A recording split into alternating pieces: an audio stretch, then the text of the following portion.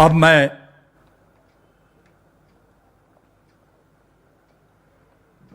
युवा शक्ति के अगले चरण में माननीय प्रधानमंत्री श्री नरेंद्र मोदी से अनुरोध करता हूं कि वे कृपया इस भव्य परेड को संबोधित करें।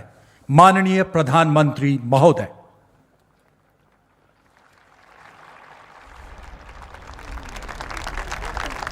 कार्यक्रम में उपस्थित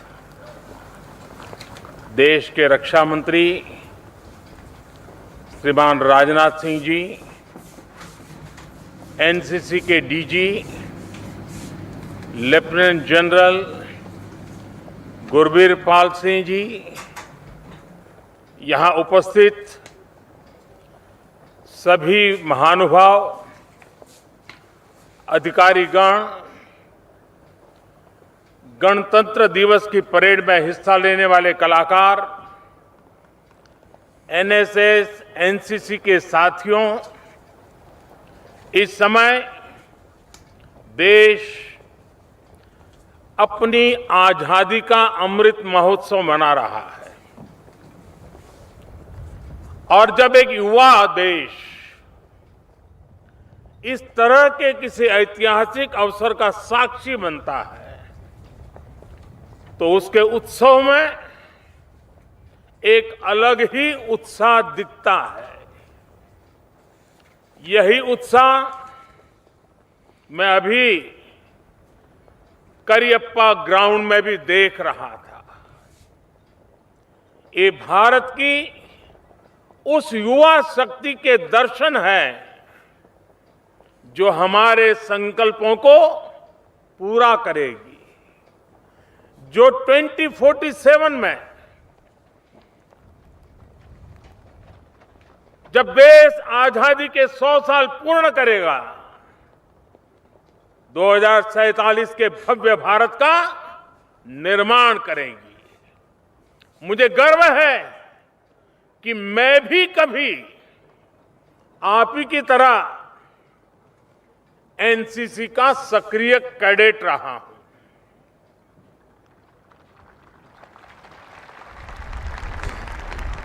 लेकिन जो सौभाग्य आपको मिला है वो मुझे नहीं मिला था।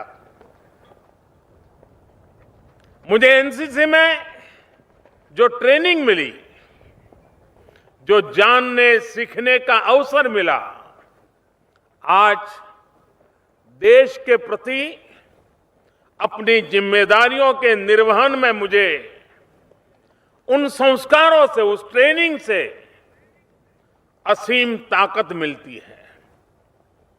अभी कुछ ही समय पहले मुझे एनसीसी एलुमनाई का कार्ड भी मिला था।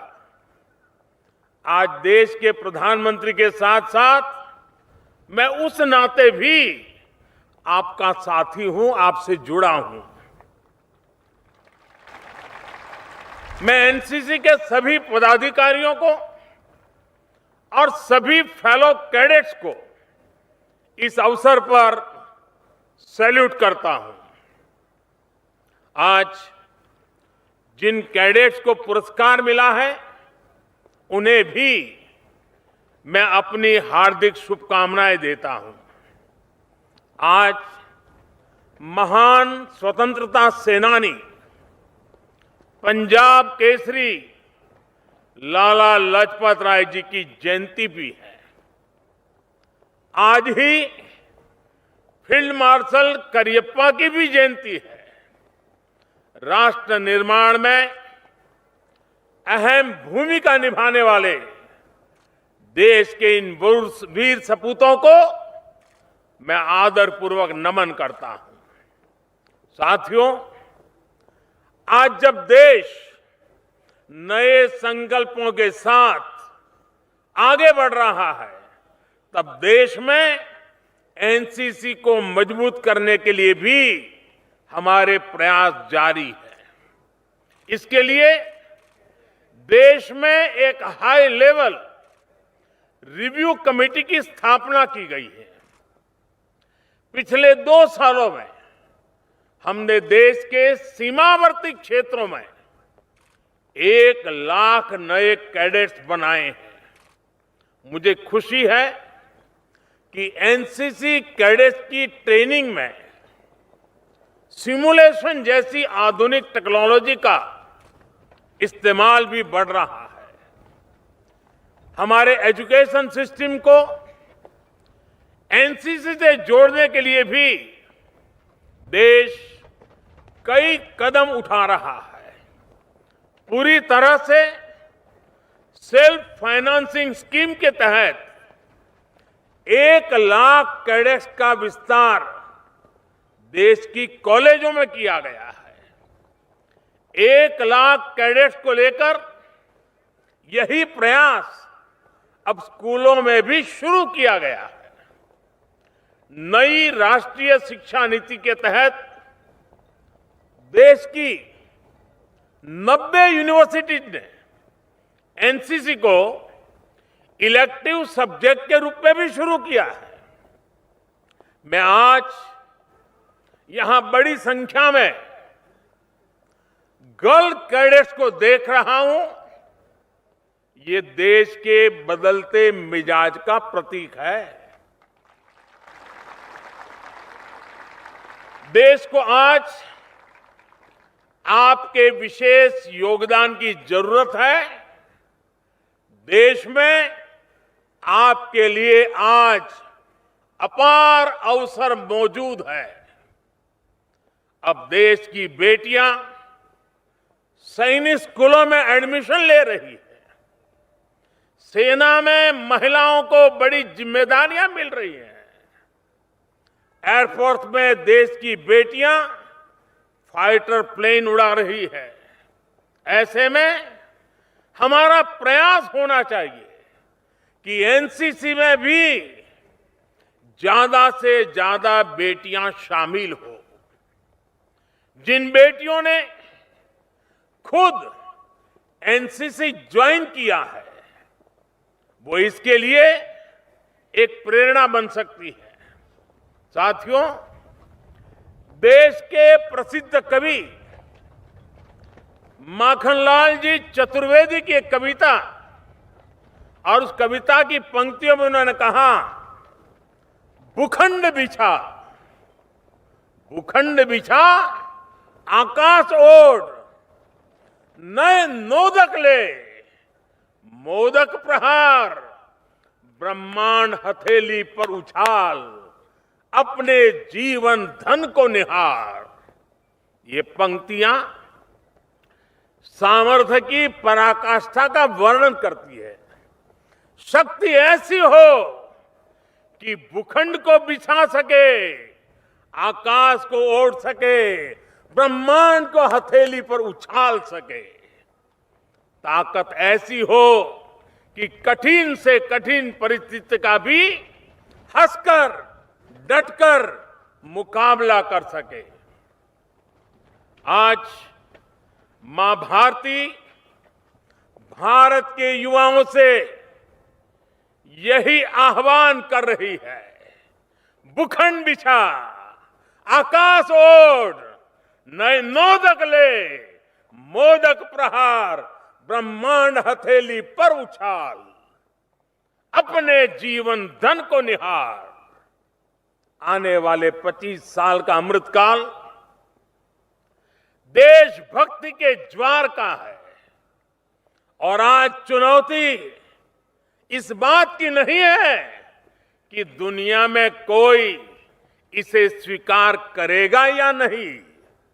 आज महत्व इस बात का है कि जब दुनिया भारत को इतनी उम्मीदों के साथ देख रही है, इतने भरोसे के साथ देख रही है, तो भारत अपने प्रयासों में कहीं से भी कमजोर तो नहीं पड़ जाएगा। आज आजादी के अमृत महोत्सव में भारत ने जो संकल्प लिए हैं, जो अभियान शुरू किए हैं, वो निरंतर नई ऊर्जा पाते रहे। इसका बहुत बड़ा दायित्व हमारे देश के कोटि कोटि नौजवानों पर है। आज इस समय जितने भी युवक युवतियां एनसीसी में हैं, एनएसएस में हैं, उसमें से ज्यादातर इस शताब्दी में ही पैदा हुए हैं। आपको ही भारत को 2047 तक बड़े आन बान शान के साथ लेकर जाना है। इसलिए आपकी कोशिश है, आपके संकल्प,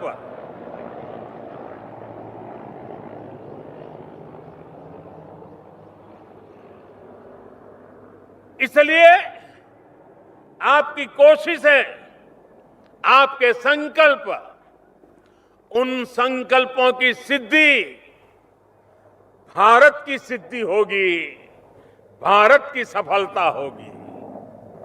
राष्ट्रभक्ति से बड़ी कोई भक्ति नहीं होती, राष्ट्रहित से बड़ा कोई हित नहीं होता। देश को सर्वोपरि रखते हुए आप जो भी करेंगे वो देश के विकास में मदद करेगा।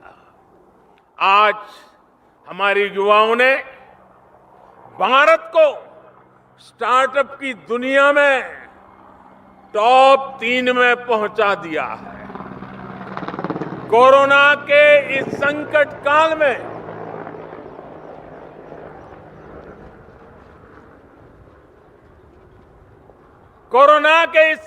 काल में जितने यूनिकॉर्न बने हैं वो भारत के युवाओं का शक्ति प्रदर्शन है। आप कल्पना कर सकते हैं 50 से ज्यादा यूनिकॉर्न कोरोना काल के दौरान अस्तित्व में आए हैं। और आपको तो पता ही होगा, एक एक यूनिकॉर्न, एक एक स्टार्टअप की पूंजी 7,500 करोड़ रुपए से ज्यादा है। ये क्षमता, ये सामर्थ्य बहुत बड़ा विश्वास जगाता है। और जानते हैं इसमें सबसे बड़ी बात क्या है कि हजारों स्टार्टअप्स देश की किसी न किसी आवश्यकताओं को पूरा करने के लिए बने हैं। कोई कृषि क्षेत्र में नया कर रहा है, कोई सप्लाई चेन को सुधारने के लिए नया कर रहा है, कोई शिक्षा के क्षेत्र में बदलाव के लिए कुछ नया कर रहा है। इनमें देश के लिए कुछ करने का जज्बा है, कुछ कर गुजरने का जज्बा है। साथियों, जिस देश का युवा राष्ट्र प्रथम, नेशन फर्स्ट की सोच के साथ आगे बढ़ने लगता है, उसे कोई दुनिया की कोई ताकत रोक नहीं सकती है।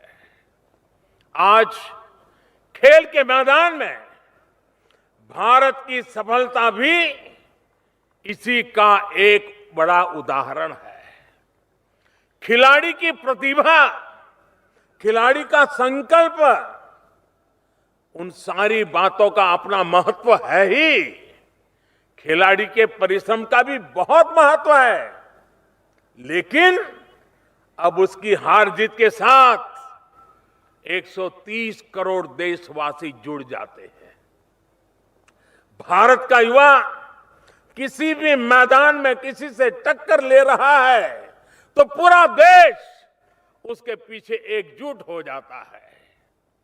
खिलाड़ियों में भी ये भावना प्रबल है कि मैं पुरस्कार के लिए नहीं, अपने देश के लिए खेल रहा हूं। इसी भावना के साथ हर क्षेत्र में भारत के युवाओं को, देश की भावी पीढ़ी को आगे बढ़ाना है। साथियों, कोरोना के इस काल ने पूरी दुनिया को हम भारतीयों के अनुशासन, हम भारतीयों की समाज शक्ति का परिचय दिया है। अब जनता कर्फ्यू के दौरान पूरा देश कोरोना से लड़ने के लिए एकजुट हो गया तो पूरा विश्व हैरान हो गया था। कुछ लोग हमारे समाज को कोसते हैं, लेकिन इसी समाज ने दिखा दिया कि जब बात देश की हो तो उससे बढ़कर कुछ नहीं। जब सही दिशा मिले, सही उदाहरण मिले, तो हमारा देश कितना कुछ करके दिखाता है। ये उसका उदाहरण है। आप एनसीसी और एनएसएस के युवाओं ने भी कोरोना के इस संकट में अपने सेवाभाव से सभी का दिल जीता है। अब आपके ये भी दायित्व है कि जो कुछ आपने एनसीसी में सीखा है, वो सिर्फ जब यूनिफॉर्म पहना हो तभी काम में आए, ऐसा नहीं होता है। वो आपके पूरे जीवन में इसी तरह कैसे बना रहे, समय समय पर कैसे प्रकट होता रहे।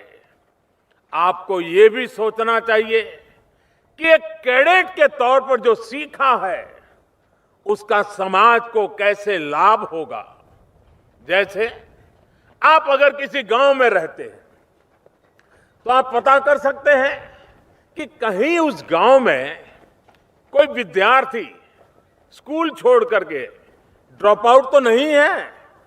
आप उससे मिलेंगे, उसकी दिक्कतें समझेंगे, उसकी पढ़ाई फिर से शुरू हो इसके लिए प्रयास करेंगे, तो एनसीसी की भावना को आप आगे बढ़ाएंगे।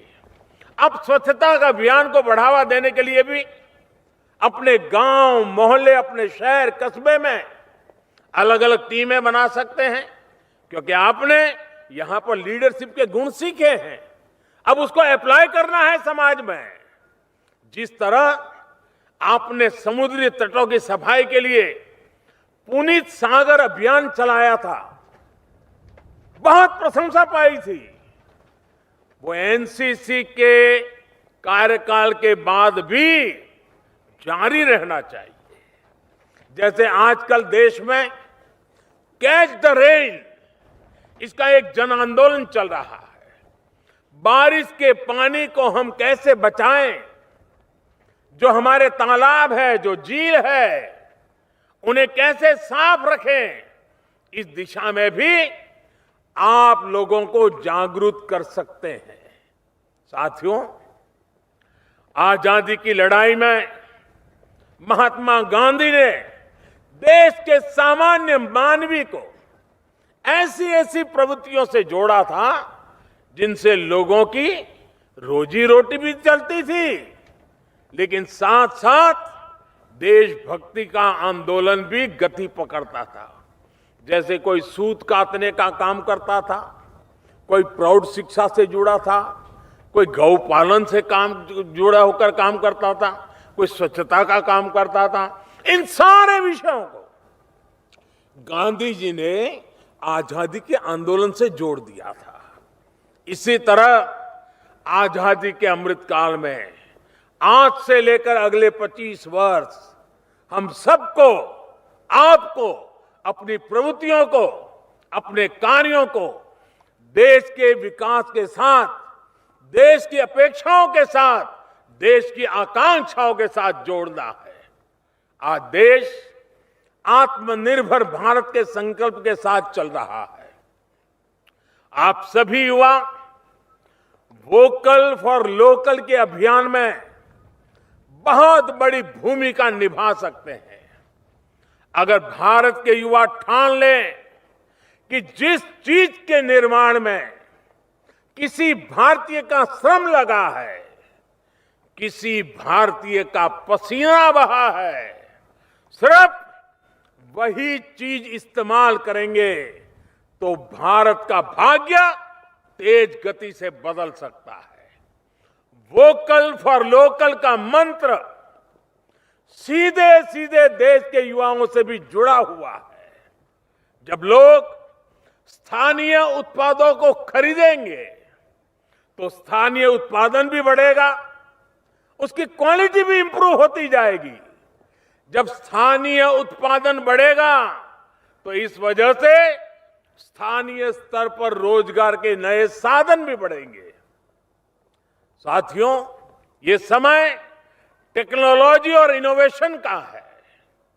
ये समय डिजिटल क्रांति का है। इस युग का अगर कोई नायक है तो वो आप मेरे सभी युवा साथी हैं। इसलिए बदलाव के इस दौर में बतौर कैडेट कई नई जिम्मेदारियां आपके पास है। आपको इस क्रांति में भारत को लीडर बनाने के लिए देश को अपना नेतृत्व देना है और साथ ही इसकी चुनौतियों का मुकाबला भी करना है। आज एक और डिजिटल टेक्नोलॉजी और इंफॉर्मेशन से जुड़ी अच्छी संभावनाएं हैं, तो दूसरी ओर मिस इन्फॉर्मेशन के खतरे भी हैं। हमारे देश का सामान्य मानवी किसी अफवाह का शिकार न हो, यह भी जरूरी है। एनसीसी कैडेट्स इसके लिए एक जागरूकता अभियान चला सकते हैं। एक और चैलेंज जो आज के युवाओं के सामने है वो है वर्चुअल और रियल लाइफ में बिगड़ता सामंजस्य। एनसीसी अपने कैडेट्स के लिए इस सामंजस्य की ट्रेनिंग के तरीके तैयार कर सकती है जो बाकी लोगों के लिए भी मददगार हो। साथियों, एक और विषय को मैं आपके सामने उठाना चाहता हूं। ये विषय है नशे का, ड्रग्स का। नशा हमारी युवा पीढ़ी को कितना बर्बाद करता है ये आप भली भांति जानते हैं।